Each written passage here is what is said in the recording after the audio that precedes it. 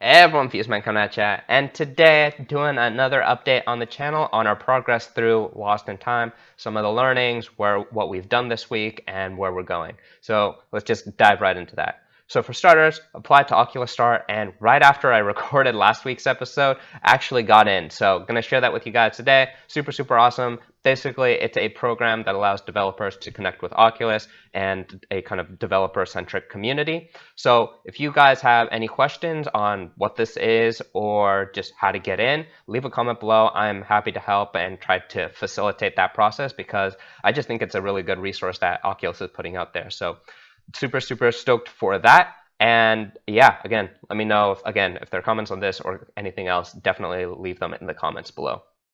So progress updates. So for starters, still working on the time puzzles.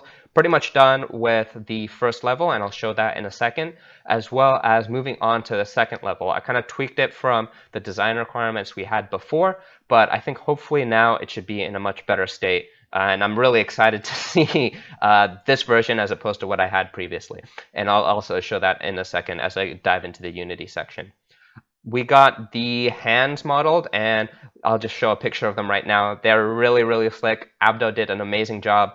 And we're a little behind schedule just because Abdo got a little sick. So yes, his models are sick and he got sick at the same time. But yeah, we're a little behind schedule, but that I think will be fine. Even if it takes a little longer than a month, I think that's fine, and hopefully that's okay with you guys. So that's kind of the status of the model. He's going to go start working on environments now. So just kind of giving a little finesse to the actual environments and making them look a lot better than they currently are in Unity from whatever I did in Pro Builder, just gray boxing. And yeah, that pretty much summarizes it. That everything else is moving along and should be getting to hopefully finishing all the gray boxing by end of next week. It might take a week and a half. Kind of, we'll see where we're at in that time. And then moving on to polishing, and that should pretty much give everything that we need to kind of get it into a pretty decent state. So let's dive into Unity real quick. So here we are in Unity. This is same level. The only difference here is realize we need to make some of the lights a little bit brighter so that it just kind of enlivens the scene a little bit. I haven't finished any of the baking whatsoever, and these are real-time lights, so you're going to get some shadows like this. That's fine for now. Obviously, when we go into environment polish, none of that will exist, especially once we bake the lights in and get some nice ambient inclusion so that it really looks realistic for as much as a room can look realistic. And added in lasers here. So this is actually one of my favorite assets. It's called volumetric lines, and you can get that off the Unity asset store completely free. It's basically kind of a lightsaber-esque effect, great for lasers or really any line that you might need, and it just looks really good. So obviously, as part of the game, you can't hit any of these lasers, and we've kind of created what I've called, and if I click on one of these, let me close out Pro Builder so I can actually properly click. So this is what the volumetric line looks like. It's kind of a custom mesh. I've added it to a killable layer, so basically if the player touches any of these, I've written code in so that if the layer is killable, they will move to a save point. Save points got implemented, so can pull that up as well. So here they are. All they are really is just colliders. You pass through, then I save that you're at that location. If you die, aka from the lasers, in this case of the level, you will go back to here. It's not perfect, but I think it does the job. And the reason I say it's not perfect is, for example, you start here, you go through the first save point, so now you're officially saved there. You go all the way here, so you get hit by that save point. If for whatever reason you actually go all the way back here, you'll actually pass through again, and that'll trigger it.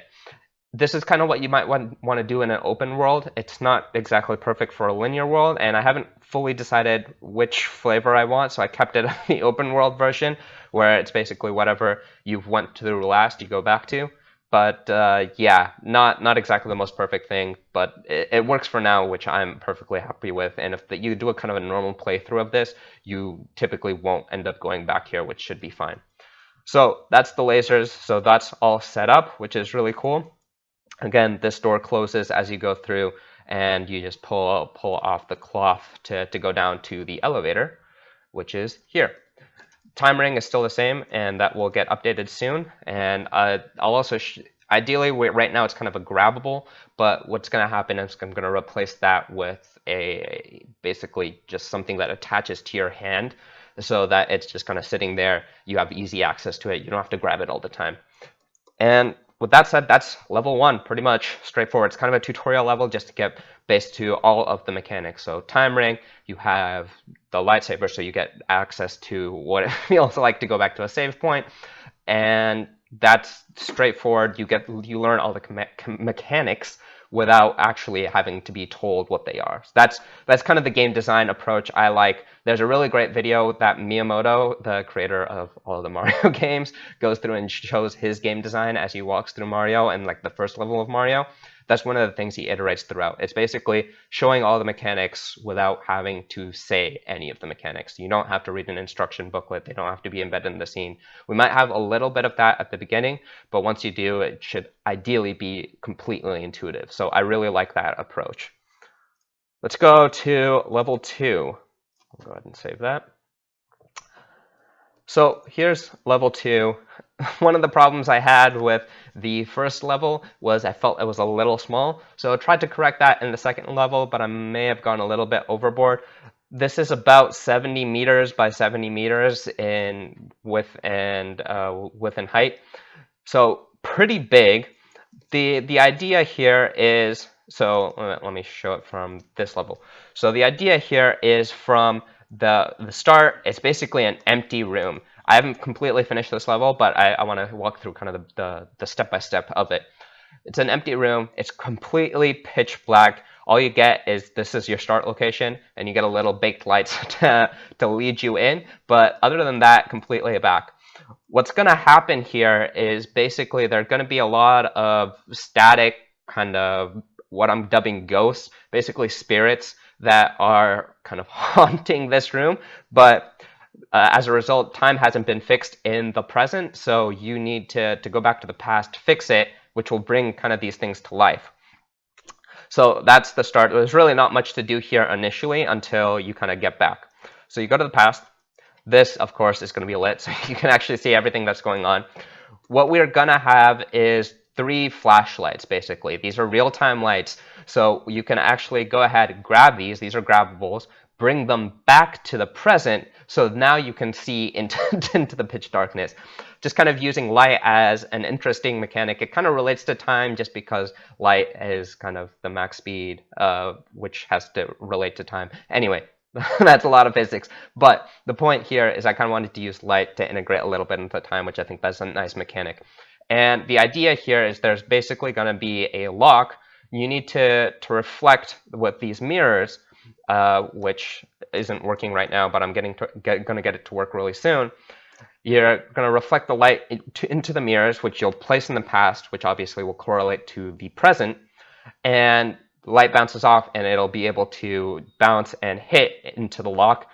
You're basically, the 2 steps are going to be, 1, you need to use the mirrors to basically unlock all the lights. And 2, you're going to use the mirrors to unlock yourself out of the room. So kind of straightforward, but it's going to be a lot of kind of different steps that you need to figure out, like, where does this mirror go? How does that relate to the different things that are coming and attacking me? And to defend yourself, I thought it would be nice to have a little sword here. So just to make it so that it's not like one hit, one kill, you have a nice little defense mechanism, which is coming in the part of the sword. I haven't really figured out if I want to add a bow and arrow next, but definitely I wanted to start with a sword first.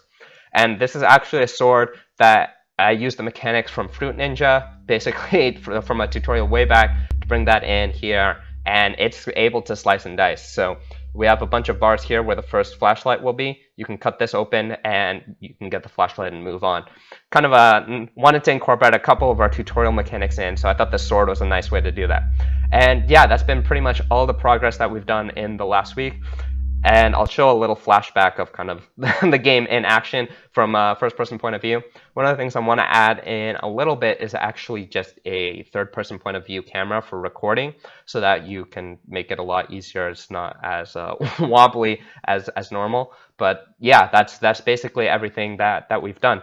Really excited about where this is coming out.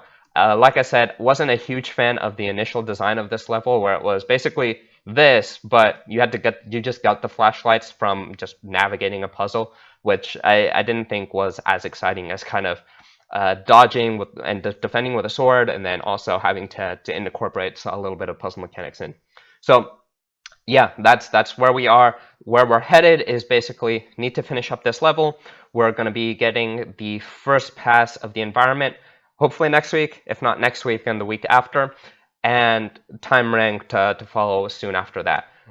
Style-wise, slowly coming in, a little bit of trial and error that Abdo is going to be working on. But I think the glove is like a first step towards kind of setting the scene of kind of the sort of sci-fi, low poly, kind of weird world. But yeah, that's where we are. And again, love hearing what you guys have to think. Even if it's just saying hi, means a lot.